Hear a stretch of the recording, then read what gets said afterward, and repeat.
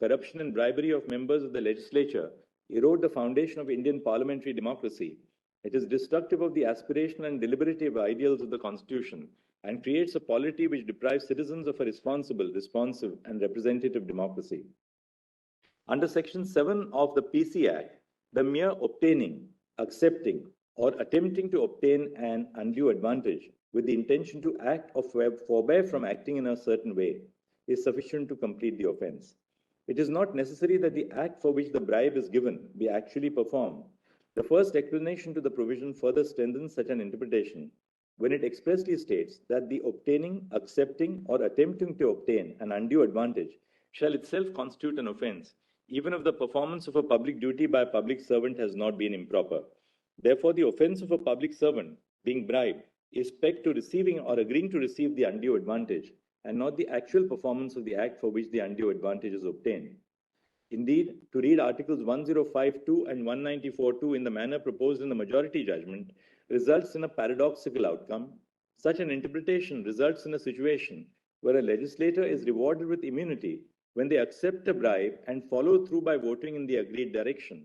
On the other hand, a legislator who agrees to accept a bribe but may eventually decide to vote independently will be prosecuted. Such an interpretation belies not only the text of Articles 105 and 194, but also the purpose of conferring parliamentary privilege on members of the legislature. Finally, before concluding, we hold that elections to the Rajya Sabha fall within the remit of Article 194(2).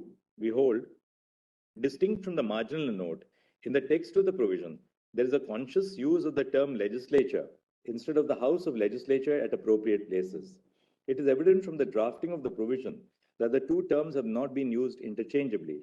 The first limb of Article 194(2) pertains to anything said or any vote given by him in the legislature or any committee thereof. However, in the second limb, the phrase used is in respect of the publication by or under the authority of a house of such a legislature of any report, paper, votes, or proceedings. There is a clear departure from the term legislature, which is used in the first limb, to use the term house of such legislature in the second limb of the provision. It is clear, therefore, that the provision creates a distinction between the legislature as a whole in the first limb and the house of the same legislature in the second limb. The elections to the Rajya Sabha conducted under Article 80, as referred to above, may also take place when the House is not in session, as seats may fall vacant when the Legislative Assembly of the state is not in session. However, the elections remain a part of the functioning of the legislature and take place within the presence of the Legislative Assembly. Similarly, the elections for the President of India under Article 54 and for the Vice President under Article 66 may also take place in Parliament or the state legislative assemblies when they are not in session. However, they are an integral part of the powers and responsibilities of elected members of the Parliament and the state legislative assemblies. The vote for such elections is given in the legislature or Parliament, which is sufficient to invoke the protection of the first limb of Articles 1052 and 194(2). Such processes are significant to the functioning of the legislature and in the broader structure of parliamentary democracy. There appears to be no restriction, either in the text of Article 1052 or Article 194(2), which pushes such elections outside of the protection provided by the provisions.